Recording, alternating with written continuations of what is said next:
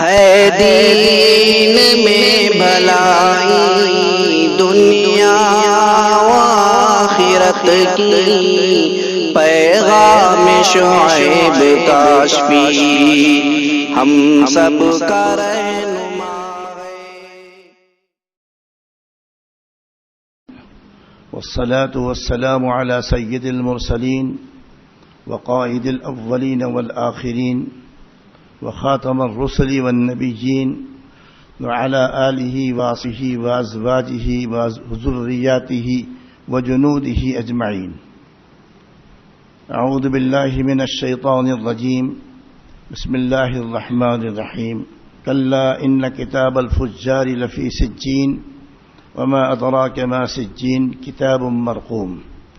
وقال تعالی ان کتاب الابرار علیین وما ادراک ما علیون کتاب مرقوم۔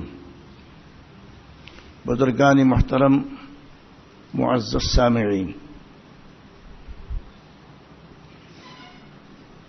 گزشتہ جمعے کو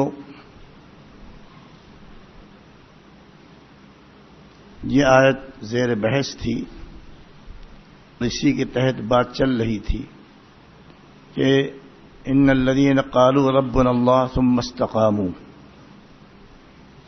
بے شک وہ لوگ جنہوں نے کہا ہمارا رب اللہ ہے،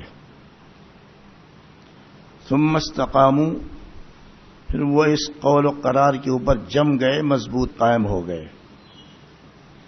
یعنی ان کا ایمان ڈاواں ڈول نہیں ہے۔ حضرت عمر رضی اللہ تعالی عنہ اس کے تحت فرماتے ہیں کہ لوگوں لومڑی کی طریقے سے ادھر سے ادھر ادھر سے ادھر مت پھرو، لا ترو روغان عالم، لومڑی کی طرح سے ادھر ادھر نہ پھرو۔ لومڑی کو آپ نے دیکھا ہوگا زو کے اندر، چڑیا گھر میں کوئی اطمینان سے بیٹھ نہیں ہے، ادھر سے ادھر ادھر سے ادھر ادھر سے ادھر ادھر سے ادھر پھرتی رہتی ہے، چین اس کو نہیں ہے۔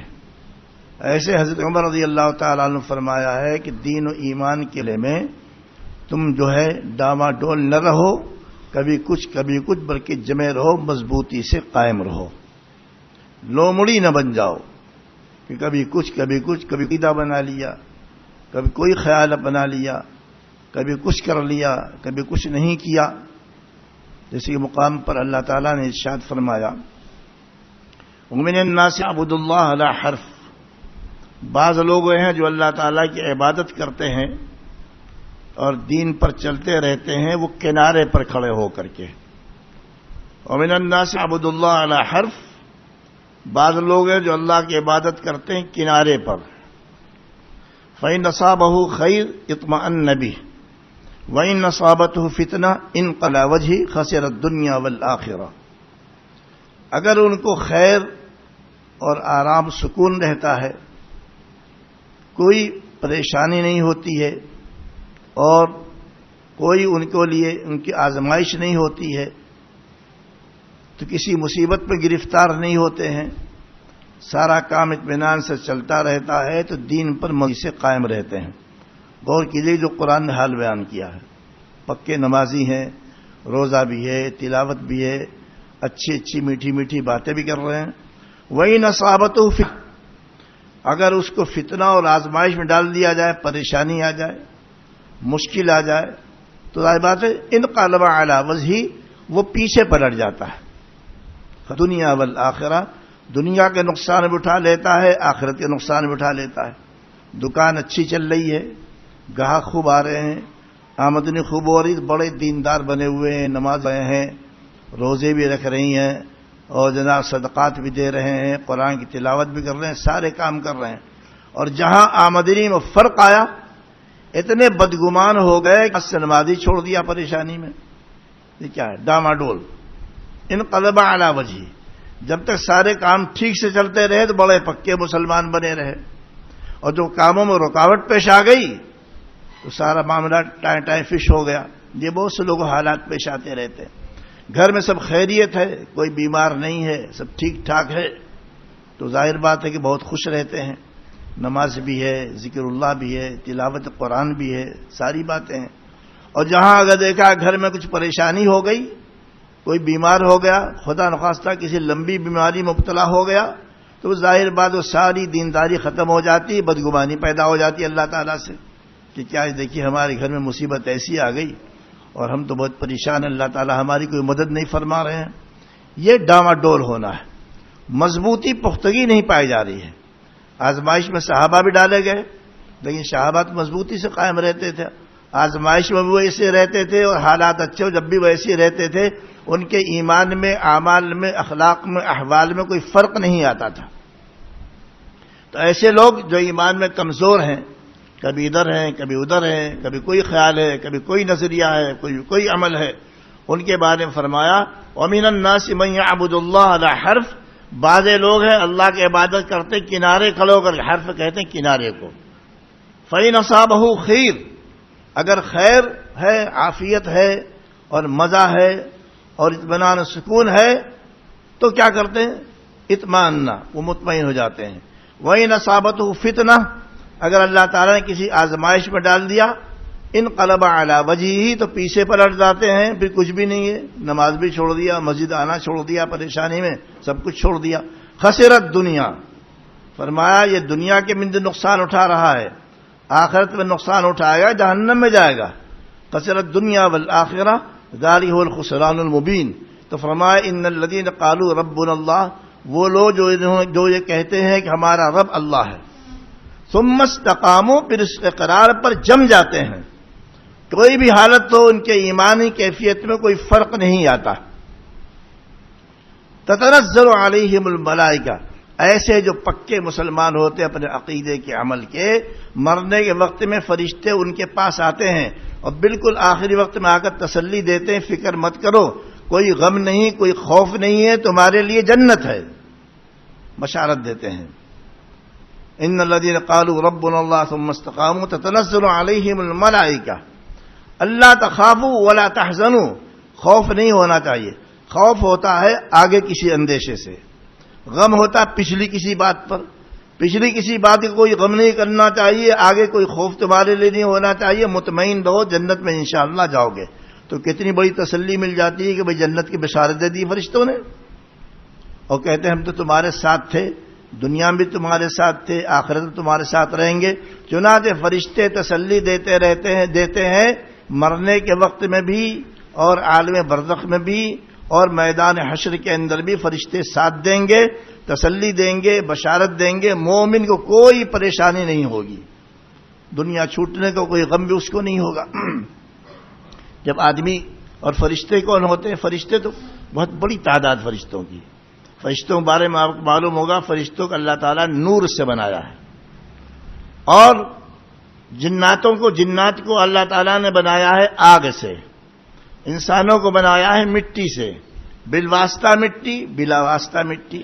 آدم علیہ السلام کو بلا واسطہ مٹی سے پتلا بنایا گیا تھا، اور باقی انسانوں کو بالواسطہ، یہ بھی بالواسطہ ہی مٹی سے بنا ہوا ہے، لیکن مٹی دکھنے میں نہیں آتی ہے، خون بنا، خون سے منی بنی، منی سے بچہ بنتا ہے، تو بنا ہے یہ بھی مٹی ہی سے، دونوں مٹی سے بنے ہیں۔ اور فرشتے نور سے بنے ہیں، جیسا احادیث سے معلوم ہوتا ہے، مذکر بھی نہیں ہے، مؤنث بھی نہیں ہے، نر بھی نہیں ہے، مادہ بھی نہیں ہے، کچھ بھی نہیں ہے، وہ تو الگ ایک مخلوق ہے، الگ ایک مخلوق ہے۔ اور ان کے بارے میں اللہ تعالیٰ نے فرمایا کہ اللہ تعالیٰ کی نافرمانی بالکل نہیں کرتے، جو ان سے کہہ دیا جاتا ویسے ہی کرتے ہیں، اور اسی وقت میں کرتے ہیں جس وقت کسی کام کو کرنے کے لیے ان سے کہا گیا ہے۔ فرشتوں میں 4 فرشتے بہت بڑے ہیں، ویسے تو فرشتوں کی تعداد کسی کو معلوم نہیں۔ اللہ تعالیٰ کی ارشاد ہے وَمَا يَعْلَمُ جُنُودَ رَبِّكَ إِلَّا هُوَ، تیرے رب کے لشکر کو کوئی نہیں جانتا سوائے اس کے۔ لشکر کیا ہے؟ فرشتے بے شمار ہیں، انسان کی بہت بڑی تعداد ہے، جنوں کی بہت بڑی تعداد ہے، شیاطین کی بہت بڑی تعداد ہے، اور اسی طریقے سے جنگل ہے، پانی ہے، ہوا ہے، مٹی ہے، حیوانات ہے، نباتات ہے، جمادات ہیں، یہ سارے اللہ تعالیٰ کی مخلوقات جو ہے یہ ساری اللہ تعالیٰ کی لشکر ہے، جس سے جب جو چاہتے ہیں کام لے لیتے ہیں، کسی کو ان کی تعداد معلوم نہیں ہے۔ وَمَا يَعْلَمُ جُنُودَ رَبِّكَ إِلَّا هُوَ، تیرے رب کا لشکر جو ہے اس کو اس کے سوا کوئی نہیں جانتا ہے۔ لیکن 4 فرشتے بہت مشہور ہیں، جبریل علیہ السلام، میکائیل علیہ السلام، اسرافیل علیہ السلام، عزرائیل علیہ السلام۔ عزرائیل یہ جان نکالنے کے لیے ہیں۔ ایک ہے عزازیل، شیطان کا نام جس کو ہم ابلیس کہتے ہیں اس کا نام ہے عزازیل، لیکن وہ فرشتے جو جان نکالتے ہیں ان کا نام عزرائیل۔ ان کی ماتحتی میں بہت سارے فرشتے کام کرتے رہتے ہیں، تو مشہور فرشتے ہیں۔ اور جبریل کے لقب روح بھی ہے، روح اعظم۔ تنزل الملائکۃ والروح، بعد مفسرین نے لکھا روح سے مراد ہے جبریل علیہ السلام۔ اب بتلائیے فرشتے کے لقب ہے روح اور روح اعظم، اور لوگوں نے کسی اور کو مہاتما کہنا شروع کر دیا، مہاتما گاندھی۔ مہاتما کے معنی کیا ہے؟ روح اعظم۔ تو کیا روح اعظم آپ کہہ سکتے ہیں کسی کو جائز ہے؟ وہ بھی جو صاحب ایمان نہ ہو، لیکن لوگ کہہ رہے ہیں، بڑے اس سے بولتے رہتے ہیں، اسٹیج پر بولتے ہیں، تقریر بولتے ہیں، مہاتما مہاتما مہاتما گاندھی۔ کیا مطلب مہاتما کا؟ مہا آتما، روح اعظم، یہ تو جبریل ہے۔ تو جبریل علیہ السلام کے لقب روح بھی ہے۔ تنزل الملائکۃ والروح، شب قدر میں ملائکہ اترتے ہیں آسمان سے زمین پر اور روح بھی آتی ہے۔ تو بعض نے کہا روح سے مراد کوئی دوسرا فرشتہ ہے، بعض حضرات نے فرمایا روح سے مراد جبریل علیہ السلام، کوئی بھی ہو ہے فرشتہ ہی۔ اسرافیل علیہ السلام سور پھونکیں گے، اور جانتے ہیں سور پھونکنے کے لیے پتہ نہیں اربوں خربوں سال سے لے کر کے وہ بگل، سور مانے بگل لے کر کے، بھونپو لے کر کے، کان کھڑا کر کے بیٹھے ہوئے ہیں، گھٹنے ٹیک کر کے، کب حکم ہو جائے کب پھونک دیں۔ اسرافیل ان کا کام یہی ہے۔ میکائیل روزی پہنچاتے ہیں، بارش کرتے ہیں، اناج اگاتے ہیں، یہ ان کی خدمت اللہ تعالیٰ ان کے ذمے خدمت کر رکھی ہے۔ عزرائیل علیہ السلام یہ جان نکالنے والے فرشتے ہیں، ان کو ملک الموت کہا جاتا، موت کا فرشتہ۔ تو یہ تو 4 فرشتے مشہور ہیں، باقی بے شمار فرشتے ہیں۔ تو ان فرشتوں میں سے جو اللہ تعالیٰ نے بنا رکھے ہیں، کچھ فرشتے ایسے ہیں جو مرنے کے وقت میں بھی اور عالم برزخ میں بھی اور قیامت میں بھی، حشر کے میدان میں بھی مسلمانوں کو تسلی دیں گے، بے فکر رہو تمہارے لیے عذاب جہنم نہیں ہے۔ ابشروا بالجنۃ التی کنتم توعدون، اس جنت کی بشارت قبول کرو جس کا تم سے وعدہ کیا جاتا تھا۔ تو آدمی پر بہرحال موت تو آتی، تسلی دے جاتے ہیں۔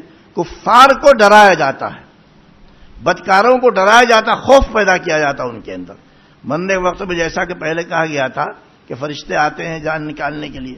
اچھا، جب فرشتے جان نکالنے کے لیے آتے ہیں تو ایسے موقع کے لیے اللہ تعالیٰ نے فرمایا ان لوگوں سے جن کا یقین قیامت پر نہیں ہے، دوبارہ زندہ کیے جانے پر نہیں ہے، بعث بعد الموت، مرنے کے بعد دوبارہ زندہ کیا جائے حساب کتاب کے لیے، یہ مسلمانوں کا بنیادی عقیدہ ہے۔ اگر کسی کی عقیدہ خدا نخواستہ نہیں ہے کہ مرنے کے بعد دوبارہ زندہ کیا جائے گا تو وہ آدمی مسلمان نہیں ہے۔ ڈاما ڈولے کہنے صاحب پتہ نہیں کیا ہوگا کیا نہیں ہوگا، ہمیں کیا معلوم ہے، اس طرح کی بات کوئی کرتا ہے تو اس کا مطلب یہ مسلمان نہیں ہے۔ مسلمان ہونے کے لیے ضروری ہے کہ سارے عقیدے جن کا خلاصہ ایمان مفصل میں بیان کر دیا گیا ہے، اور آپ نے بچپن کے میں مکتب میں پڑھا بھی ہوگا، آمنت باللہ وملائکتہ وکتبہ ورسلہ والیوم الآخر والقدر خیرہ وشرہ من اللہ تعالی والبعث بعد الموت، یہ 7 عقیدے بنیادی ہیں۔ ان بنیادی عقیدوں کے ساتھ بھی بہت سارے عقیدے جڑے ہوئے ہیں۔ بنیادی عقیدے آمنت باللہ وملائکتہ وکتبہ ورسلہ والیوم الآخر والقدر خیرہ وشرہ من اللہ تعالی والبعث بعد الموت، یہ 7 عقیدے بنیادی ہیں مسلمانوں کے اہل سنت کے، اور باقی کچھ عقیدے اور بھی جو ان سے جڑے ہوئے ہیں، ان کی برانچیں اور شاخیں ہیں۔ تو اس میں ایک بعث بعد الموت بھی ہے کہ مرنے کے بعد دوبارہ زندہ کیا جانا۔ کفار کا عقیدہ اس پر نہیں ہے، دہریوں عقیدہ اس کے اوپر نہیں کہ صاحب مریں گے دوبارہ زندہ ہوں گے، پھر باقاعدہ حساب کتاب ہوگا، جنت جہنم کا فیصلہ کیا جائے گا، یہ ان کا عقیدہ نہیں ہے۔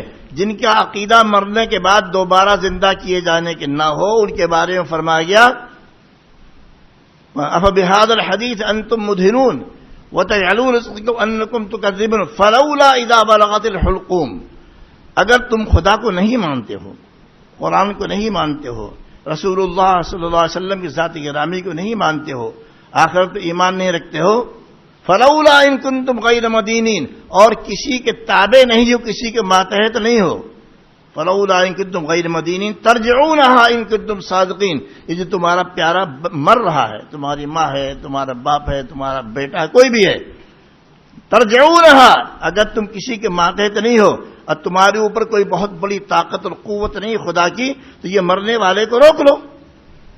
سارے عاجز مرنے کے وقت میں، بڑے سے بڑا ڈاکٹر ہو، ہومیوپیتھک کا ہو، ایلوپیتھک کا ہو، یونانی کا ہو، آیورویدک ہو، کوئی بھی ہو، موت سے سب عاجز آ جاتے ہیں. اسی لیے قرآن حکیم میں کئی مقامات پر موت کو یقین کہا گیا ہے. حتیٰ یاتین الیقین، ہم کو یقین آ گیا. کیوں؟ موت کا ایک نام مجازن یقین بھی ہے. یقین اس لیے ہے کہ اس کا یقین ساری دنیا کو ہے، چاہے اللہ کی یقین نہ ہو، موت کا یقین ہے. تو موت کا دوسرا نام یقین بھی قرآن میں آیا ہے. فلولا ان کنتم غیر مدینین ترجعونها ان کنتم صادقین، یہ مرنے والے کو واپس لے آؤ. فاما ان کان من المقربین، اب یہ مرنے والا جو اگر مقربین میں سے ہوتا ہے، فرح وریحان وجنت نعیم، اسے راحت ملتی ہے، اسے جنت کی رزق ملتا ہے، جنت کی نعمتیں ملتی ہیں. واما ان کان من فاما ان کان من المقربین فرح وریحان وجنت نعیم واما ان کان من اصحاب الیمین، اور اگر یہ مرنے والا اصحاب الیمین میں سے ہوتا ہے، داہنے ہاتھ والا، فسلام لک من اصحاب الیمین، تو تیرے لیے سلام ہے اصحاب الیمین کی جانب سے. واما ان کان من المکذبین الضالین، اور اگر یہ جھٹلانے والا تو گمراہ تھا، واما ان کان من المکذبین الضالین فنزل من حمیم، تو اس کو گرم کھولتا ہوا پانی پلا کر کے اس کی مہمان نوازی کی جائے گی. وتصلیۃ جحیم، جہنم میں تیز آگ میں اس کو ڈال کر کے بھونا جائے گا. ان ھذا لہو حق الیقین، یہ پکی بات ہے، یقینی بات ہے، الٹپ بات نہیں ہے. بہت سخت عذاب ہے مشرک کے لیے، کافر کے. فسبح باسم ربک العظیم، اپنے رب عظیم کی تسبیح کیجیے. بخاری شریف میں، مسلم شریف میں ایک حدیث ہے اور حضرت عمر رضی اللہ تعالیٰ عنہ سے مروی ہے. حدیث کیا ہے؟ انما الاعمال بالنیات، انما الاعمال بالنیات، یہ تو شروع میں ہے بخاری کے. اور ایک دوسری حدیث ابو ہریرہ سے جو آخر میں ہے، دونوں کو پیش کر دیتا ہوں. بخاری شریف میں اور مسلم شریف میں حدیث ہے انما الاعمال بالنیات، تمام اعمال کا دار و مدار نیت پر، جو نیت ہے ویسے ہی معاملہ کیا جائے گا. اگر اچھی نیت ہے ثواب ملے گا، غلط نیت ہے ظاہر بات ثواب نہیں ملے گا، سزا ملے گی. انما الاعمال بالنیات. بعض مرتبہ آدمی بڑا اچھا کام کرتا ہے، صدقات خیرات خوب دیتا ہے، بہت نیکیوں میں حصہ لیتا ہے، لاکھوں روپے جناب مدرسہ اور مسجد بنانے کے لیے خرچ کر دیتا ہے، لیکن نیت صحیح نہیں ہوتی ہے، شہرت کی نیت ہوتی ہے. لاکھوں خرچ کر دیے، شہرت کی نیت ہے، بیکار ہو گیا، ایک پیسے کا کوئی فائدہ نہیں. تو نیت اصل میں صحیح کرنا بہت ضروری ہے. نیت کے بغیر، نیت صحیح ہونے کے بغیر کوئی اعمال قبول نہیں ہوتے ہیں.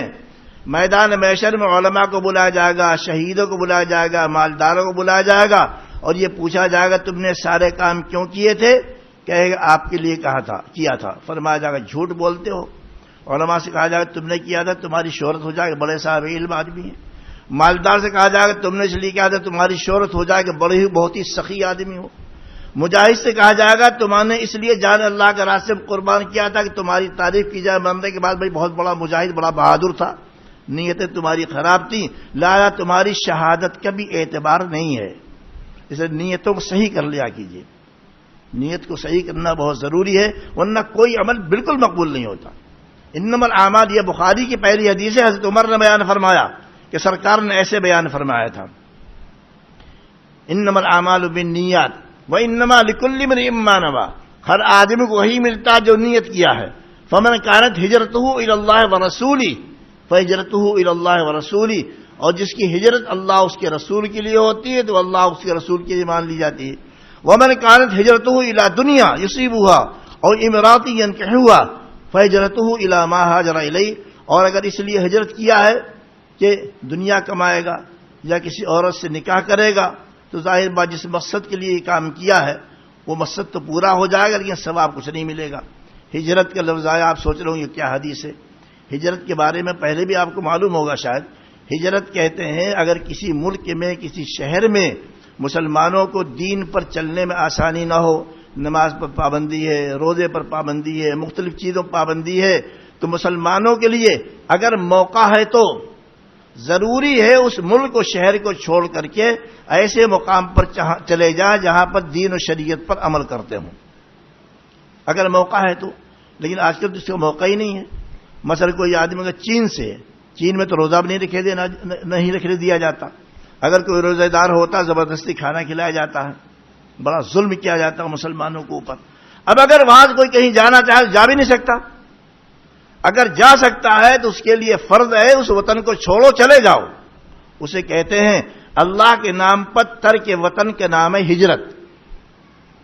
اب ہجرت کبھی آدمی اللہ کے لیے کرتا ہے، کبھی اس لیے کرتا ہے کہ شہر سے نکل کر کے دوسرے شہر میں چلا جاؤں گا تو کاروبار بڑا اچھا چلے گا، شموگا چھوڑ کر کے بنگلور چلا گیا، کاروبار اچھا چلے گا، تو ٹھیک ہے، اس کی نیت صحیح نہیں ہے، دنیا کے لیے جا رہا ہے، اس پر کوئی ثواب نہیں ملے گا۔ بعض مرتبہ آدمی سے جاتا ہے کسی عورت کے چکر میں چلا جاتا ہے، فلاں مقام پر جاؤں گا تو فلاں عورت سے نکاح کر لوں گا، ظاہر بات اس کی نیت بھی صحیح نہیں ہے۔ تو مطلب یہ ہے کہ مثال دی گئی ہے کہ اگر آدمی کی نیت صحیح نہ ہو تو اس پر کوئی اجر و ثواب نہیں ملتا۔ یہ تو بخاری شریف کی پہلی حدیث ہے، ربط پیدا کرنے کے لیے بیان کر دی گئی، ورنہ اس کا موقع یہاں نہیں تھا۔ آخری حدیث اصل میں بیان کرنا ہے، قرآن حکیم کی آیت میں ہے فسبح باسم ربک العظیم، جو آیت میں نے ابھی پڑھی تھی، فسبح باسم ربک العظیم، پاکی بیان کیجیے اپنے رب کے نام کی جو بڑی عظمتوں والا ہے۔ حضرت ابو ہریرہ رضی اللہ تعالیٰ عنہ بڑے جلیل القدر صحابی ہیں، تقریباً 5000 حدیثیں ان سے مروی ہیں۔ یمن کے رہنے والے تھے، ایمان لانے کے بعد مکہ معظمہ میں آ کر کے سرکار خدمت میں پڑ گئے تھے، نہ کھانا ہے نہ کمانا ہے نہ کچھ، بھوکے رہتے تھے۔ بعض مرتبہ فرماتے ہیں بعض مرتبہ میں اتنا بھوکا ہوتا تھا کہ بے ہوش ہو جاتا، لوگ سمجھتے مسجد سے نماز پڑھ کر نکلنے والے اس کے اوپر کسی جن کا اثر ہو گیا ہے، حالانکہ بھوک کے مارے یہ حال ہوتا تھا۔ اس طرح مصیبتیں مشکلات برداشت کر کے قربانیاں دے کر کے وہ سرکار کی خدمت میں پڑے رہے۔ اصحاب صفہ میں سے ہے، 5000 حدیثیں انہوں نے بیان فرمایا ہے، وہ بیان کرتے ہیں۔ بخاری شریف کی آخری حدیث ہے، کیا ہے؟ کلمتان خفیفتان علی اللسان ثقیلتان فی المیزان حبیبتان الی الرحمن سبحان اللہ وبحمدہ سبحان اللہ العظیم۔ کہتے ہیں سرکار نے فرمایا، ابو ہریرہ رضی اللہ تعالیٰ عنہ فرماتے ہیں سرکار نے فرمایا 2 لفظ ایسے ہیں، 2 جملے جو بہت ہی پڑھنے میں آسان ہیں، جاہل بھی پڑھ سکتا ہے۔ ثقیلتان فی المیزان، لیکن جس ترازو کے ذریعے سے، جو کہ نورانی ترازو ہوگا، اس میں جب تولا جائے گا تو سب سے زیادہ وزن ان 2 لفظوں کا ہوگا۔ وہ کیا ہے؟ اور اللہ تعالیٰ کو بہت زیادہ پسند ہے وہ 2 جملے، ذکر کے جو جملے ہیں اللہ تعالیٰ کو بہت پسند ہے۔ وہ کیا ہے؟ پڑھنے میں آسان، میزان عمل میں بہت ہی وزنی، اللہ تعالیٰ کو بہت پسند، سبحان اللہ وبحمدہ سبحان اللہ العظیم۔ یہ سبحان اللہ، اللہ تعالیٰ ہر عیب سے پاک ہے، وبحمدہ، اور میں اللہ تعالیٰ کی تعریف کرتا ہوں، سبحان اللہ العظیم، اللہ تعالیٰ بہت ہی پاک ہے ہر عیب سے اور بڑی عظمتوں والا ہے۔ یہ جو جملے جو ہے ہم اور آپ سب پڑھ سکتے ہیں بڑی آسانی کے ساتھ، اٹھتے بیٹھتے چلتے پھرتے، دکان میں سفر میں، رات میں آنکھ کھل جائے تو پڑھنے میں کیا حرج ہے؟ سبحان اللہ وبحمدہ، سبحان اللہ پڑھیے، سبحان اللہ وبحمدہ سبحان اللہ العظیم، اتنا ثواب ہے۔ ترازو جس میں اعمال تولے جائیں گے سب سے زیادہ وزنی یہی کلمہ نکلے گا، اللہ تعالیٰ کو بہت زیادہ پسند ہے۔ اسی کو فرمایا اس آیت میں جو بھی میں نے ابھی پڑھی تھی، فسبح باسم ربک العظیم۔ تو بہرحال اب 3 طبقے بیان کیے گئے، شروع سے چلیے جن آیتوں کو میں نے پڑھا تھا اس میں 3 طبقے بیان کیے گئے ہیں۔ میدان محشر میں 3 طبقے ہوں گے، انسانوں کے 3 گروہ ہوں گے۔ کون کون ہوں گے؟ کچھ لوگ ہوں گے اصحاب الیمین، کچھ لوگ اصحاب الیمین ہوں گے، اصحاب المیمنہ، اصحاب المیمنہ ہوں گے، کچھ لوگ اصحاب الشمال ہوں گے۔ یمین کہتے ہیں سیدھے ہاتھ طرف کو اور شمال کہتے ہیں الٹی طرف کو۔ جو لوگ جنتی ہوں گے ان کا نامہ اعمال ان کے سیدھے ہاتھ میں دیا جائے گا، اور جو لوگ جہنمی ہوں گے ان کا نامہ اعمال ان کے الٹے ہاتھ میں بائیں ہاتھ میں دیا جائے گا۔ 2 گروہ ہو گئے، خلاصے کے طور پر کر رہا ہوں۔ اور تیسرا گروہ ہوگا مقربین کا، یہ وہ لوگ ہوں گے جو ان دونوں گروہوں سے آگے آگے رہیں گے، عرش الہی کی طرف چلیں گے. تو مقربین آگے آگے ہوں گے، اللہ تعالیٰ کے عرش کی طرف چلیں گے، اور جو اصحاب الیمین سیدھے ہاتھ میں جن کا اعمال ہوگا وہ عرش الہی کی سیدھی طرف ہوں گے، اور جن کا اعمال الٹے ہاتھ میں ہوگا وہ عرش الہی کے بائیں طرف ہوں گے. 3 قسمیں کر دی جائیں گی لوگوں کی میدان محشر میں. قرآن حکیم میں فاصحاب المیمنہ، اسی سورت کے شروع میں فرمایا فاصحاب المیمنۃ ما اصحاب المیمنہ واصحاب المشأمۃ ما اصحاب المشأمہ.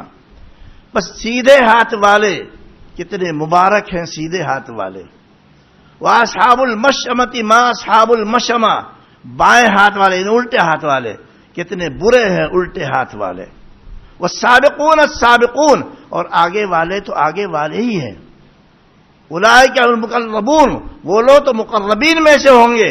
تو معلوم ہوا 3 طبقے انسانوں کے ہوں گے. کچھ لوگ عرش الہی کی سیدھی طرف ہوں گے، کچھ لوگ الٹی طرف ہوں گے.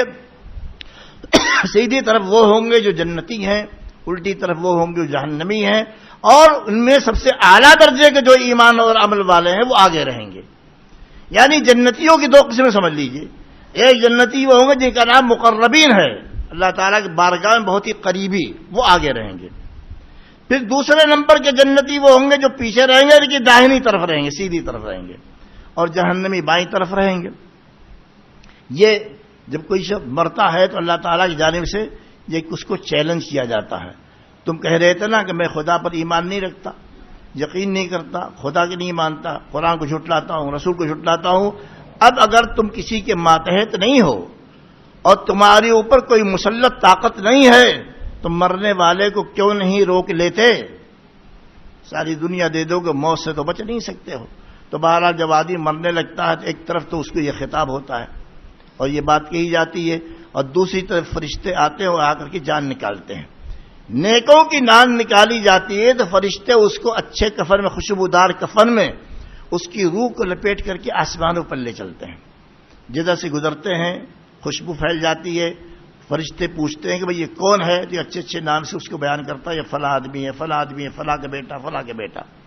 7ویں آسمان کے قریب جا کر فرمایا جاتا ہے اس کو پھر نیچے لے جاؤ، برزخ میں لے جاؤ، اس سے سوال جواب ہوگا. اور جو آدمی گنہگار ہوتا ہے، بدکار ہوتا ہے، اس کی روح کو بدبودار کپڑے میں لپیٹ کر فرشتے لے چلتے ہیں. اور ابھی پہلے ہی آسمان پر پہنچتے ہیں کہ فرشتے ان کی بدبو سے تنگ آ جاتے ہیں اور اللہ تعالی حکم ہوتا ہے اسے لے جاؤ. سوال جواب اس کا ہوگا، نیچے لے جاؤ. اب یہ سوال یہ پیدا ہوتا ہے مرنے والی کی روح کہاں آتی ہے؟ کہنے کو سمجھانے کے لیے کہا جاتا ہے کہ وہ قبر میں آتی ہے، لیکن قبر میں سوال جواب نہیں ہوتا، کیونکہ قبر نظر آتی ہے تو اس لیے لوگوں سے کہا جاتا ہے بھائی قبر میں سوال ہوگا. اب اگر کوئی قبر میں مردہ رکھ کر کے وہاں بیٹھ کر دیکھتا رہے بھائی فرشتے آئے کہ نہیں آئے، فرشتے آئے کہ نہیں آئے، تو کوئی فرشتہ نظر نہیں آئے گا اور حساب کتاب اس کا سوال جواب ہو جائے گا. تو سمجھانے کے لیے کہا جاتا ہے قبر کا سوال جواب، لیکن اصل میں سوال جواب اس کی روح سے ہوتا ہے عالم برزخ میں. اس کی روح کو خاص شکل دی جاتی ہے. جیسے آپ کسی شیشے کے سامنے اور کسی مرر کے سامنے کھڑے ہو جائیں تو آپ تو باہر ہیں لیکن آپ کی شکل پوری اس شیشے میں نظر آ رہی ہے، یہ بھی آپ کی شکل ہے، وہ بھی آپ کی شکل ہے.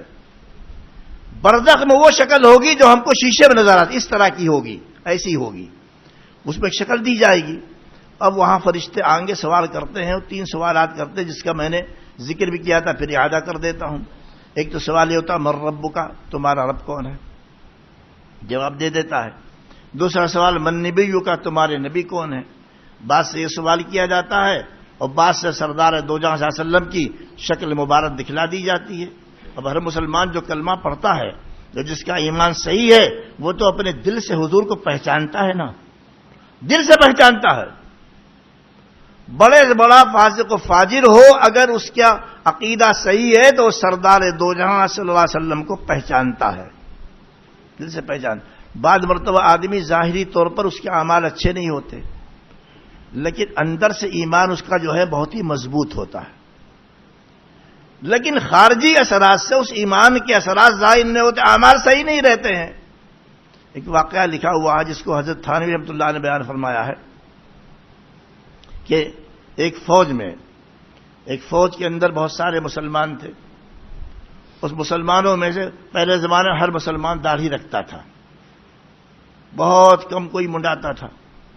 حدیث میں آتا ہے اعفوا الشوارب واعفوا اللحى, اعفوا الشوارب واعفوا اللحى, مونچھوں کو پست کرو, منہ میں نہیں جانی چاہیے, اور داڑھی کو بڑھاؤ. یہ سرکار کا حکم ہے. مسلمان کو داڑھی رکھنا انتہائی ضروری ہے. بھائی منڈانے میں کیا مزہ ہے؟ بلکہ اگر آدمی شروع سے داڑھی رکھ کے رہے, جس کو جمالی داڑھی کہتے ہیں, وہ منڈانے والے کے مقابلے میں بڑا بہادر مرد معلوم ہوتا ہے. میں تو کہا کرتا ہوں نا, 25 سال کے داڑھی والے نوجوانوں کھڑا کر دیجئے, امامہ باندھ کر کے افغان مجاہدین کی طرح, اور 25 سال کے نوجوان داڑھی منڈانے والے کھڑے کر دیجئے. ایک ہی شکل کے ہوں, ایک ہی رنگ روپ کے ہوں, ایک ہی عمر کے ہوں, اور کچھ نوجوان داڑھی والے کھڑے کر دیجئے, کچھ نوجوان داڑھی منڈانے والے کھڑے کر دیجئے, تو قسم کھا کر کے بتائیے کون مجاہد اور مرد اور بہادر کون معلوم ہوگا؟ داڑھی والا معلوم ہوگا. داڑھی منڈا والا ہجڑا جیسا معلوم ہوتا ہے. بعض لوگ تو مذاق کے طور پر کہا کرتے ہیں چھیلا ہوا مرغا. جو لوگ داڑیاں منڈاتے ہیں ان کو کہتے ہیں چھیلا ہوا مرغا. مرغے کے اوپر سے کھال نکال دیتے ہیں نا, ایسا لگتا ہے. تو بہرحال اب وہ جو ہے فرشتے اس کو لے جاتے ہیں, اس کو نیچے لایا جاتا, سوال کیا تھا ماں دینوں کا, تیرا دین کیا ہے؟ من نبیوں کا, تمہارے نبی کون ہیں؟ تو حضور سرور کائنات صلی اللہ علیہ وسلم کو دکھلا دیا تھا. تو میں کہہ رہا تھا کہ ایک فوج میں بہت سارے مسلمان تھے اور سب کی داڑیاں ایک منڈاتا تھا. لوگ اس کا مذاق اڑاتے تھے, منڈانے والے کا. اب رکھنے والے کا مذاق اڑاتے ہیں. حدیث میں آتا ہے ایک زمانہ آئے گا, اتنی حالت مسلمانوں کی بدل جائے گی اور اتنی بدترین حالت ہو جائے گی کہ اچھے کام کو برا سمجھیں گے, برے کاموں کو اچھا سمجھیں گے. اچھا کام کوئی کرے گا تو روکیں گے, برا کام کوئی کرے گا تو شاباشی دیں گے. کیف بکم اذا فسق فتیانکم وطغى نساؤکم, تمہارا کیا حال ہوگا مسلمانوں. کافروں سے نہیں کہا, کافر تو ہے ہی ویسا. تمہارا کیا حال ہوگا؟ صحابہ سے فرمایا اذا فسق فتیانکم, تمہارے نوجوان فاسق بڑے بڑے گناہوں مبتلا ہوں گے, نماز بھی نہیں پڑھیں گے. وطغى نساؤکم, اور تمہاری عورتیں اور لڑکیاں جو بڑی سرکش ہو جائیں گی, بے حیا بے پردہ. صحابہ نے کیا رسول اللہ کیا ایسا ہو جائے گا؟ اس لیے حضور کے زمانے میں یہ نہیں سوچا جا سکتا تھا کہ نوجوان بگڑ جائے اور عورتیں بگڑ جائیں. تو صحابہ نے پوچھا ایسا ہوگا؟ فرمایا ہاں واشد, اس سے زیادہ بدتر حال ہو جائے گا مسلمانوں. آگے فرمایا کیف بکم اذا رأیتم المعروف منکرا والمنکر معروفا او کما قال, تمہارا کیا حال ہوگا اچھے کاموں کو برا سمجھو گے, برے کاموں کو اچھا سمجھو گے. کوئی نوجوان داڑھی منڈائے گا تو اس کے والدین برا سمجھیں گے, اور داڑھی رکھے گا تو اچھا سمجھیں گے. اچھوں کو برا سمجھیں گے, بروں کو اچھا سمجھیں گے. زمانے میں یہ ہو رہا ہے. دین پر چلنا لوگوں نے مشکل کر دیا ہے.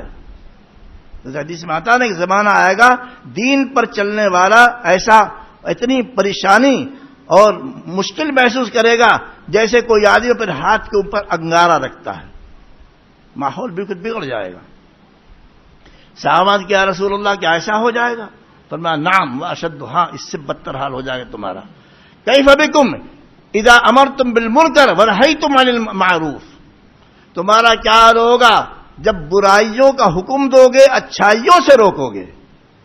دیکھا, برائیوں کا حکم دو گے, وہ بھی ماحول چل رہا, اچھائیوں سے روکو گے. تو وہ فوج میں جو تھا ایک آدمی داڑھی منڈاتا تھا, باقی سب داڑھی رکھے ہوئے تھے, لیکن اس کا ایمان بڑا قوی تھا. اچانک اس زمانے کے راجا نے یہ حکم دے دیا جتنے مسلمان داڑھی رکھے ہوئے سب منڈائے. لوگوں نے نوکری کے لیے داڑھی منڈا دیا. جو داڑھی منڈاتا تو اس نے کہا میں رکھوں گا, اسے داڑھی رکھ لیا, الٹا کام کیا. بظاہر جو رکھے ہوئے تھے وہ منڈا دیا, اور جو منڈاتا تو داڑھی رکھ لیا. اس سے کہا اس کے دوستوں یہ کیا بات ہے, نوکری سے نکال دیا جائے گا. کہا پہلے میں داڑھی منڈاتا تھا, اس کے جملے دیکھیے, پہلے داڑھی منڈاتا تھا میرے نفس کی شرارت تھی, گناہ کا کام کر رہا تھا, مجھے کوئی خوشی نہیں تھی, عادت خراب ہو گئی تھی. اب ایک کافر راجا نے کہا داڑھی منڈا, اب کفر اور اسلام کا مقابلہ ہو گیا ہے, لہذا میں داڑھی رکھوں گا چاہے مجھے نوکری سے نکال دیا جائے. کہاں چھپا ہوا تھا؟ اس کے دل میں ایمان چھپا ہوا تھا. تو آدمی جو ہے جب سرکار کی ذات گرامی کو دکھلایا جائے گا، ما کنت تقول فی ھذا الرجل، ان صاحب کے بارے میں تم کیا کہتے تھے؟ کہے گا تو ہمارے رسول پیغمبر صلی اللہ علیہ وسلم، دل سے پہچانتا ہے مسلمان. یہ 3 سوالات ہوں گے. تیسرا چوتھا یہ ہوگا بھئی تم نے کہاں پڑھا؟ تو کہے گا ہم نے قرآن میں پڑھا ہے، قرآن سب کو معلوم ہے. بہرحال کافر سے پوچھا جائے گا، ہر سوال کے جواب میں کہے گا ہائے ہائے لا ادری، مجھے کچھ بھی نہیں معلوم، کچھ نہیں معلوم. حالانکہ سب معلوم ہے. کہ امت شاہ کو نہیں معلوم اسلام کیا ہے، مودی کو نہیں معلوم اسلام کیا ہے، اور دوسروں کو نہیں معلوم کیا ہے اسلام کیا ہے، ٹرمپ کو نہیں معلوم اسلام کیا ہے، پوتن کو نہیں معلوم اسلام کیا ہے. سب کو معلوم اسلام کیا ہے. لہذا اب وہاں کہے گا مجھے نہیں معلوم، اور رشتے سخت پٹائی کریں. کہا کمبخت معلوم نہیں، سب معلوم تھا، جھوٹ بولتا ہے، سب معلوم تھا، جھوٹ بولتا ہے. اور جناب اس کی پٹائی شروع ہو جائے گی. اس کے بعد ایک صاحب بڑے خوبصورت آئیں گے مسلمان کے پاس جو جنتی ہے. ایک خوش ہو جائے گا دیکھ کر کے، بھئی یہ تو بڑی اچھی شکل معلوم ہوتی ہے، صورت سے معلوم ہوتا ہے کوئی بہت عظیم شخصیت ہے. پوچھیں گے تم کون ہو؟ وہ کہہ دے گا میں تمہارا نیک عمل ہوں، تمہاری تسلی کے لیے آیا ہوں. تسلی کے سامان بہت کیا جائے گا. کافر جو ہے جہنمی، اس کے سامنے بہت ہی خوفناک شکل میں ایک آدمی آئے گا، دیکھتے ڈر جائے آدمی. تو کون ہے؟ تیری شکل سے مجھے ڈر لگتا ہے. کہے گا تیرے برے اعمال ہوں. اس کے بعد مومن جو ہے وہ دیکھا گا جب میرا اعزاز ابھی سے اتنا ہو رہا، میری عزت ہو رہی ہے، تو جنت میں تو بہت زیادہ عزت ہوگی. تو دعا کرے گا رب اقم الساعہ، رب اقم الساعہ، اے اللہ قیامت جلدی آ جائے، قیامت جلدی آ جائے. کیوں اسے جلدی کیوں ہے؟ اسے جلدی یہ ہے کہ ابھی میں عالم برزخ میں ہوں، میری اتنی عزت کی جا رہی ہے، جنت میں چلا جاؤں گا تو بہت زیادہ عزت ہوگی. لہذا جلدی سے قیامت آ جائے، میں جنت میں پہنچ جاؤں. اور یہ جو کافر ہے جہنمی کیا کہ رب لا تقیم الساعہ، رب لا تقیم الساعہ، یا اللہ قیامت نہ آئے، قیامت نہ آئے، قیامت نہ آئے. کیوں کہے گا؟ اسے خطرہ ہے کہ ابھی تو سزا مل رہی ہے ہلکی، اور قیامت آئے گی، حساب کتاب ہوگا تو میں جہنم میں ڈال دیا جاؤں گا. لہذا قیامت نہ آئے تو بہتر ہے. یا لیتنی کنت ترابا، سورہ نبا میں، کاش کہ میں مٹی ہی رہتا، مجھے انسان نہ بنایا جاتا. کیسی مصیبت آئے گی، پچھتائے گا جہنمی. کاش کہ میں مٹی ہی رہتا، مٹی کے ذرات رہتا، بالو رہتا، ریت رہتا، مجھے انسان نہ بنایا گیا ہوتا، یہ مصیبت میرے اوپر نہ آتی. اب سوال یہ پیدا ہوتا ہے کہ روحوں کو سوال جواب کے بعد یہ جو کچھ ہونا ہے، سوال جواب، اس کے بعد ان کو رکھا کہاں جاتا ہے؟ اس کے 2 مقام قرآن حکیم نے بیان فرمائے ہیں. آیت میں نے شروع پڑھی تھی، ان کتاب الفجار لفی سجین وما ادراک ما سجین کتاب مرقوم. فجار بدکار لوگوں کی کتاب و نام اعمال سجین میں ہوگا. سجین سجنن سے بنا، سجنن کے معنی آتے ہیں جیل خانہ. تو کوئی مقام ایسا برزخ میں ہے جو جہنمیوں کے لیے جیل خانہ ہے، وہاں اس کی روح کو، وہاں اس کے نام اعمال کو رکھا جائے گا. کتاب مرقوم ایک دفتر ہے جس میں لکھا ہوا ہے. آگے فرمایا کلا ان کتاب الابرار لفی علیین وما ادراک ما علیون کتاب مرقوم. ان کتاب الابرار لفی علیین، اور نیک لوگ جو جنتی ہیں ان کا نام اعمال علیین میں رہے گا. علیین علو سے بنا ہے، بلندی کے معنی آتے ہیں. کوئی مقام ہے برزخ میں جس کو علیین کہا جاتا ہے. وما ادراک ما علیون، اور لوگوں تمہیں کیا معلوم کہ علیین کیا چیز ہے؟ کتاب مرقوم ایک دفتر ہے جس میں سارے نام اعمال اور جہنمی اور جنتیوں کے نام لکھے جاتے ہیں، لکھے ہوئے ہیں. تو مرنے کے بعد سوال جواب ہے، سوال جواب کے بعد برزخ ہے، برزخ میں سوال جواب ہوگا. اس کے بعد سجین کا معاملہ ہے، علیین کا معاملہ ہے. یہ ساری باتیں کتاب اللہ میں کھول کر کے بیان کر دی گئی ہیں. اللہ تعالی ہم سب کا خاتمہ ایمان پر فرمائے، دین و شریعت کی پیروی کی توفیق عنایت فرمائے. عذاب قبر سے، عذاب حشر سے، عذاب دار سے ہم سب کی حفاظت فرمائے. ہر قسم کے شرور فتن سے حفاظت فرمائے. وآخر دعوانا ان الحمد للہ رب العالمین.